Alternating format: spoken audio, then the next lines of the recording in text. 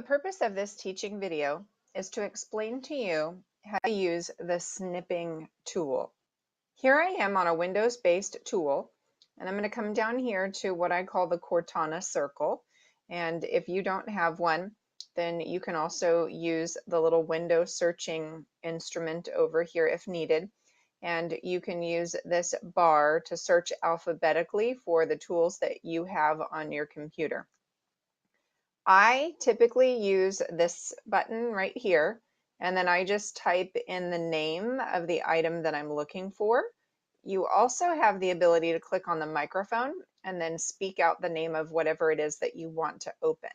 I'm just going to type snip, and I don't really need to type anything farther than that because the snipping tool appears right here. I'm going to click one time where it says snipping tool. When I do that, this toolbar right here appears. And the snipping tool gives me the ability to take a small picture of something on my screen. And I'm going to click New. And after I click New, everything on my screen kind of goes milky white. There's like a little hue over the entire screen. And then I have a plus symbol right here. When I take that plus symbol over to my starting point, now you are the person that gets to determine what your starting point is. If you only want a small picture of something at the top, then you can grab a capture of that. If you wanted just a picture of the model of your future flying car, then you can do that here. But maybe, for example, you want a picture of the entire thing. Maybe you want to talk to someone about specific details relating to the toolbar, but the only way to do that is to use the snipping tool, for example. You actually have the ability to use a pen and a highlighter if you want to draw on this.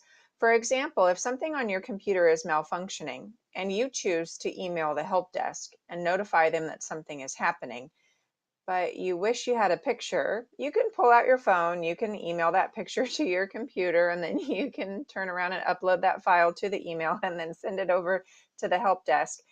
But it might be easier for you just to use the snipping tool and then come up here and then choose red pen and then identify whatever the issue is that you might be having. And then you can take this image and then email it to someone. So you can copy the entire thing and then paste it into an email and send it off. If you want to get rid of whatever you have drawn on the screen, you can use the eraser right here.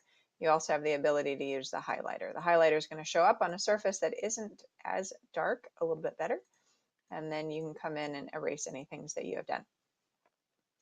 Now you might ask a question, how do I include that in an email? You mentioned it, but you didn't model it, so I can model that for you as well. If you come over to your email and start a new email, this image that you have back here is essentially in what we call the clipboard. It's available for you the minute you click paste. You can either right click and then click paste, or Control V on your keyboard would achieve the same thing. Now, Melissa, that image is so enormous. How do I fix that? Let me explain to you how you do that. When you click on this image, I will agree with you, it's absolutely enormous. You can grab the circle on the bottom left. It might seem strange that I'm making it smaller with the bottom left. You can scoot all the way over to the right and then scoot it in over here. But either one, the left or the right, clicking and then sliding in will cause that image to go smaller.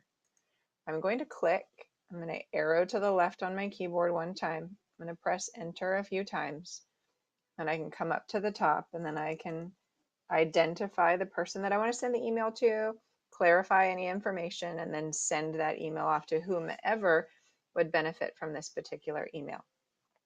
Likewise, you also have the ability to crop.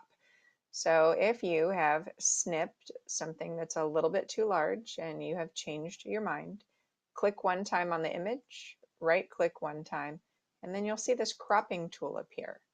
Locate any one of these black handles, click, leave that index finger down, slide in, make any adjustments that you need to the original size of the snip that you have created. come out here to the white space, click one time, and then it has shrunk down to the size that you choose. If you change your mind and you say, oh, I snipped off too much, you can come back to the original image, left click one time, right click one time, and then you'll have access to that whole cropping tool all over again, and then you can change your mind and readjust it as needed so that it's absolutely perfect. I hope that this tutorial was helpful for you. Thanks so much for watching and have a great day.